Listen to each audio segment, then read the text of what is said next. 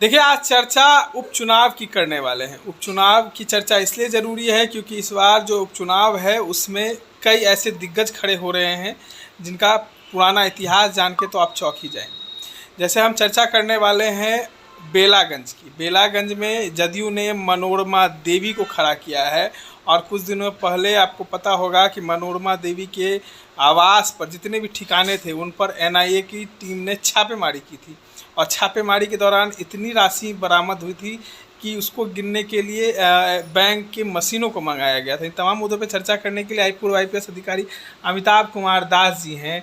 नीतीश कुमार कहते हैं कि हम बिहार में सुशासन स्थापित करेंगे, लेकिन जिनका भ्रष्टाचार में हाथ होता है, अपराध में हाथ होता है, उनको टिकट मिल जाता है बिहार में। अब देखिए, नीतीश कुमार की कथनी और करनी में ज़मीन आसमान का फ़र्क है। कहते हैं ना कि हाथी के दांत खाने के और दिखाने के, और वही हाथ पलटू राम का। वो सुशासन का ढोल भी बजाते हैं और माफिया डॉन अनंत सिंह के आज्ञाकारी चपरासी भी बन गए हैं। यही हाल है इनका। और अभी जो आपने बात की, सही कहा, बेलागंज से जिनको प्रत्याशी बनाया है जदयू ने, श्रीमती मनोरमा देवी को, वो खूंखार अपराधी बिंदी यादव की पत्नी है। बिंदी यादव गया का खूंखार अपराधी था, गया जिला परिषद का अध्यक्ष भी रहा था और नक्सलियों से उसकी साठगांठ थी। एक बार उसकी गाड़ी से सैकड़ों कारतूस बरामद किए थे पुलिस ने। उस पर राजद्रोह का मुकदमा भी था और एक बड़ा क्रिमिनल था, अभी 2-3 बरस वाले कोरोना से मर गया। जो मनोरमा देवी का बेटा है रॉकी यादव, उसकी भी छवि गुंडे मवाली की है। कुछ साल पहले उसने गया में रोड पर आदित्य सचदेव नाम के एक लड़का को गोली मार के उसकी हत्या कर दी थी, क्योंकि उसने रोड पर साइड नहीं दिया था। और उस मामले में रॉकी यादव कई साल तक जेल में भी रहा। और उस समय रॉकी यादव की तलाश में पुलिस ने जब रेड किया था तो मनोरमा देवी के घर से अवैध शराब बरामद हुई थी और मनोरमा देवी भी जेल गई थी। तो एक समय तो ऐसा था कि बिंदी यादव, मनोरमा देवी और रॉकी यादव तीनों लोग जेल में हवा खा रहे थे। तीनों मतलब पति पत्नी और बेटा, बाप बेटा जी जी। और देखिए, अभी आपने कहा सितंबर महीने में, अभी पिछले महीने में ही जो गया के रामपुर थाना क्षेत्र में एपी कॉलोनी में आवास है इसका, मनोरमा देवी का, वहाँ एनआईए का रेड पड़ा था। एनआईए का मतलब होता है नेशनल इन्वेस्टिगेशन एजेंसी। ये केंद्रीय एजेंसी है जो आतंकवादियों से और नक्सलियों से लड़ती है। और सुबह 4 बजे से इसका रेड शाम तक चला, 19 घंटे चला। और उसमें इतने नकद बरामद हुए मनोरमा देवी के यहाँ से कि स्टेट बैंक से नोट गिनने की मशीन मंगानी पड़ी। और तब नोट गिने गए तो 4.5 करोड़ के आसपास नकद बरामद। 4.5 करोड़ बिहार में, जो हिंदुस्तान का सबसे गरीब राज्य, जहाँ भ्रष्टाचार नहीं है जी, और वहाँ पर। और उसके बाद 8-10 हथियार भी बरामद किए एनआईए ने, जो इनके निजी अंगरक्षकों के हथियार था। तो कायदे से तो पलटू राम को, मनोरमा देवी को पार्टी से निलंबित कर देना चाहिए था, उनसे स्पष्टीकरण पूछना चाहिए था। लेकिन पलटू राम तो शुरू से ही माफिया के साथ खड़े रहे हैं, चाहे वो आनंद मोहन हो, लेसी सिंह हो, अनंत सिंह हो या कोई हो।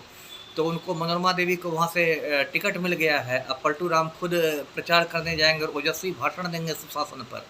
तो ये बिहार का दुर्भाग्य है और यही देखने को मिल रहा है। सवाल ये है कि तमाम राजनीतिक दल जो है वो अपराधी छवि वाले लोग को या भ्रष्टाचारी जो हैं उनको टिकट क्यों देती है। देखिए, जनसुराज नई पार्टी बनी है, 2 अक्टूबर की उसकी स्थापना हुई। उनका एक उद्देश्य है कि अगर कोई अपराधी उनका छवि रहेगा या भ्रष्टाचार में रहेंगे तो उनको हम टिकट नहीं देंगे। तो आप जिस तरीके से देख रहे हैं, तरारी में सुनील पांडे के बेटे को टिकट मिला है, इमामगंज बेलागंज से जो है मनोरमा देवी का जो है टिकट मिला है, जदयू ने दिया है। तो ऐसे इतिहास वाले को क्यों देते हैं? अब एक तो देखिए, कह सकते हैं कि इस हमाम में सब नंगे हैं। मतलब यदि वाम पार्टियों को छोड़ दिया जाए, कम्युनिस्ट पार्टियों को, तो लगभग सारी पार्टियों की कमोबेश यही स्थिति है। और सही कहा आपने, भाजपा ने ही देखिए तराड़ी से सुनील पांडे के बेटे को, विशाल प्रशांत को खड़ा किया है। और ये सुनील पांडे की तस्वीर दर्शक देख रहे हैं, हाथ में AK-47 राइफल लिए हुए है, जो एक प्रतिबंधित हथियार है। आपको याद होगा, फिल्म अभिनेता संजय दत्त के पास से AK-56 बरामद हुआ था, तो संजय दत्त को 2-3 साल जेल की हवा खानी पड़ी थी जी। तो कायदे से सुनील पांडे के ठिकानों पर भी बिहार पुलिस को रेड करना चाहिए था। लेकिन बिहार के IAS IPS तो मर्दाना कमजोरी के शिकार हो गए हैं। ऐसे नामर्द और नपुंसक हो गए हैं कि सुनील पांडे को टच करने की उनकी औकात नहीं है, क्योंकि सत्ताधारी पार्टी का है। और सुनील पांडे का जो बेटा खड़ा हुआ है विशाल प्रशांत, उसकी भी एक तस्वीर सोशल मीडिया पर वायरल हो रही है, जिसमें वो शस्त्र पूजा कर रहा है, हथियारों की पूजा कर रहा है और उसमें कार्बाइन हथियार भी है, वो भी एक प्रतिबंधित हथियार है, उसका भी लाइसेंस जारी नहीं होता।